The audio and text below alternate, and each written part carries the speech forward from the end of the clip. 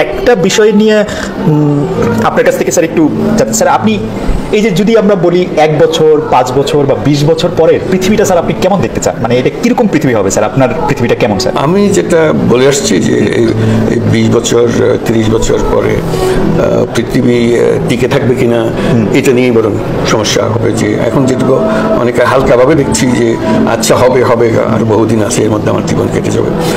এই 20-30 বছরের মধ্যে বোধহয় এটা বলা যাবে না, এটা একেবারে ঘরের দুয়ারে চলে আসবে।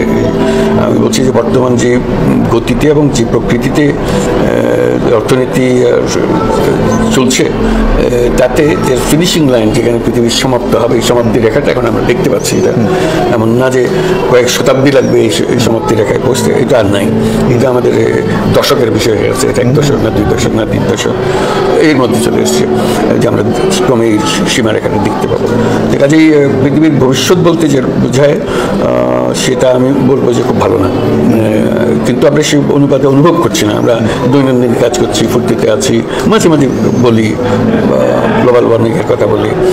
আমরা আমাদের বাড়িতে আগুন লেগেছে, জ্বলে পুড়ে ছারখার হয়ে যাবে এরকম আগুন লেগেছে, কিন্তু বাড়ির ভেতরে আমরা ফুর্তি করছি, আমরা আনন্দ করছি, মাঝে মাঝে আগুনের কথাও বলছি।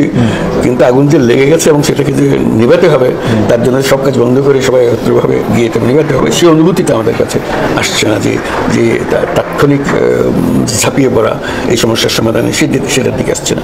কাজে তার ফলে এই সমাপ্তিটা তাড়াতাড়ি হবে আমাদের।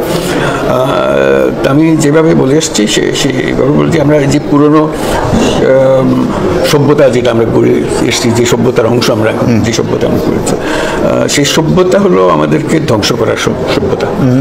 এটার আর কোনো প্রতিকার নাই। এই সভ্যতা যতদিন আমরা থাকবো, শুধু দৈনন্দিন স্টেপগুলো নিতে থাকবো, পদক্ষেপ এগিয়ে যেতে থাকবো, যাতে করে আমরা সমাপ্তি পর্বটা কাছে নিয়ে আসতে পারি। এটা হতে থাকবো।